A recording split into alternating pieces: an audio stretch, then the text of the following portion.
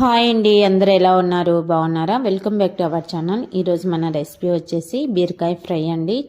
Rice లేకైనా chapati లేకైనా కాంబినేషన్గా చాలా బాగుండిద్దండి. ఇప్పుడు ఎలా చేయాలో చూసేద్దాం. ముందుగా ఒక బాణలి పెట్టుకొని దీంట్లో 3 టేబుల్ స్పూన్ల వరకు ఆయిల్ వేసుకొని పోపు మొత్తం వేసుకొని పోపు వేగిపోయిన తర్వాత సన్నగా కట్ చేసి పెట్టుకున్న ఉల్లిపాయ ముక్కలు, కొంచెం కరివేపాకు, కొంచెం ఎండుమిర్చి ముక్కలు వేసుకొని వీటిని కాస్త దూరగా వేపుకోవాలి. ఇలా వేగిపోయిన తర్వాత ఇప్పుడు కట్ చేసి పెట్టుకున్న బీరకాయ ముక్కలు వేసుకొని కొంచెం సాల్ట్, పసుపు వేసుకోవాలండి.